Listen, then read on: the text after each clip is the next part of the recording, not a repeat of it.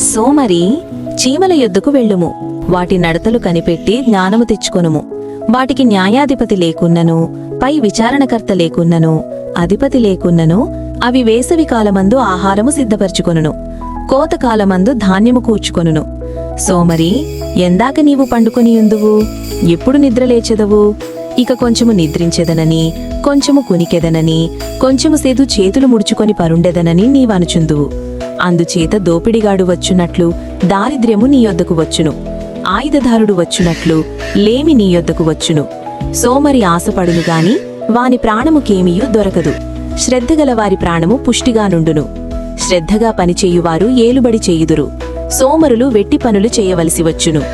దరిద్రుడు తన పొరుగు వారికి అసహ్యుడు. ఐశ్వర్యవంతుని ప్రేమించువారు అనేకులు.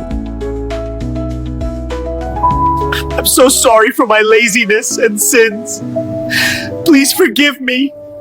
అవును ప్రియులారా, దేవుని పిల్లలమైనటువంటి మనము మన సోమరితనాన్ని బట్టి దేవుని నామానికి ఎంతో అవమానకరంగా జీవిస్తూ ఉన్నాం.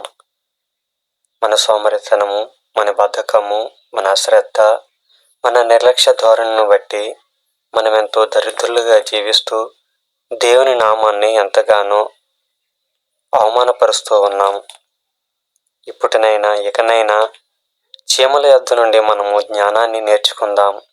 అవి ఏ విధంగా అయితే తన కొరకు, తన కుటుంబం కొరకు వేసవి కాలంలోనే సమకూర్చుకుంటాయో ఆ విధముగానే సమయం ఉన్నప్పుడే, మనము బలము కలిగి ఉన్నప్పుడే మన కొరకు, మన కుటుంబం కొరకు కష్టపడి పనిచేస్తూ సమకూర్చుకుంటూ ఎలాంటి భారము లేకుండా నెమ్మది కలిగి సుఖముగాను ప్రశాంతమైన జీవితాన్ని జీవిస్తూ అనేకులకి సహాయకులుగా మనం ఉంటూ దేవుని నామాన్ని మహింపరిచే వారముగా ఉండాలని ఆశతో ఈ చిన్న మా ప్రయత్నము. దేవుడు మిమ్మల్ని, మీ కుటుంబాలను సమృద్ధిగా దీవించి ఆశీర్వదించునుగాక. ఆమేన్.